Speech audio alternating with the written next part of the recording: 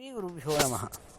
ಮಹಾಭಾರತ ಸಾಧಕನಿಗೆ ಇರಲೇಬೇಕಾದಂತಹ 8 ಗುಣಗಳನ್ನು ನಿರೂಪಿಸಿದೆ. ಯಜ್ಞ, ದಾನ, ಅಧ್ಯಯನ, ತಪಸ್ಸು, ಇಂದ್ರಿಯ ನಿಗ್ರಹ, ಪ್ರಾಮಾಣಿಕತೆ, ಕಾರುಣ್ಯ, ಸತ್ಯವಂತಿಕೆ.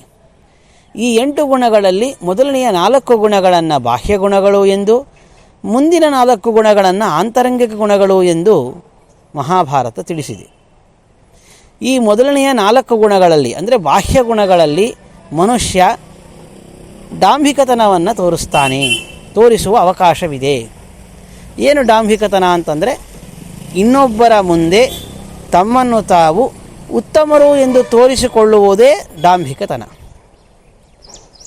ಅಂದರೆ ಒಂದು ಯಜ್ಞವನ್ನು ಒಬ್ಬ ಮನುಷ್ಯ ಮಾಡ್ತಾನೆ ಅಂತಂದರೆ ಅದು ಭಗವಂತನ ಪ್ರೀತಿಗಾಗಿ ಮಾಡಿದರೆ ಸರಿ, ಆದರೆ ಇನ್ನೊಬ್ಬರಿಗಿಂತಲೂ ಕೂಡ ನಾನು ಉತ್ತಮ ಎಂದು ತೋರಿಸಿಕೊಳ್ಳೋದಕ್ಕಾಗಿ ಆಡಂಬರದಿಂದ ಯಜ್ಞವನ್ನು ಮಾಡ್ತಾನೆ.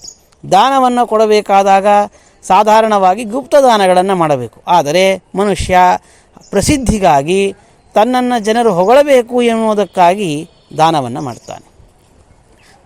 ಬಹಳೊತ್ತು ತನಕ ಪುಸ್ತಕವನ್ನು ಹಿಡಿಕೊಂಡು ಕೂತ್ಕೊಂಡರೆ ತನ್ನನ್ನು ಜನರು ಅಧ್ಯಯನಶೀಲ ಎಂದು ತಿಳಿತಾರೆ ಅನ್ನೋದಕ್ಕಾಗಿ ಓದ್ತಾನೆ. ಬಹಳಷ್ಟು ಕಣ್ಣು ಮುಚ್ಚಿಕೊಂಡು ಜಪವನ್ನು ಮಾಡಿದರೆ ಜನ ತನ್ನನ್ನು ಮೆಚ್ಚಿಕೊಳ್ತಾರೆ, ಗೌರವಿಸ್ತಾರೆ ಅನ್ನೋದಕ್ಕಾಗಿ ಜಪತಪ ಅನುಷ್ಠಾನಗಳನ್ನು ಮಾಡ್ತಾನೆ.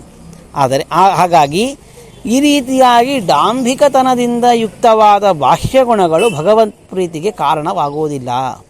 ಹಾಗಾಗಿ ಆಂತರಂಗಿಕ ಗುಣಗಳಿಂದ ಸಹಿತವಾದ ಈ ಆಂತರಂಗಿಕ ಗುಣಗಳಲ್ಲಿ ಈ ರೀತಿಯಾಗಿ ಡಾಂಭಿಕತನವನ್ನು ತೋರಿಸಲಿಕ್ಕೆ ಬರೋದಿಲ್ಲ. ಇಂದ್ರಿಯ ನಿಗ್ರಹವಾಗಲಿ, ಪ್ರಾಮಾಣಿಕತೆಯಲ್ಲಿ ಆಗಲಿ, ಕಾರುಣ್ಯವನ್ನು ತೋರಿಸುವುದರಲ್ಲೇ ಆಗಲಿ, ಅಥವಾ ಸತ್ಯವಂತಿಕೆಯಲ್ಲಿ ಆಗಲಿ ಡಾಂಭಿಕತನ ಇರೋದಿಲ್ಲ. ಹಾಗಾಗಿ ಡಾಂಭಿಕತನದಿಂದ ರಹಿತವಾದಂತಹ ಬಾಹ್ಯ ಗುಣಗಳು ಭಗವಂತನ ಅನುಗ್ರಹಕ್ಕೆ ಕಾರಣವಾಗ್ತದೆ.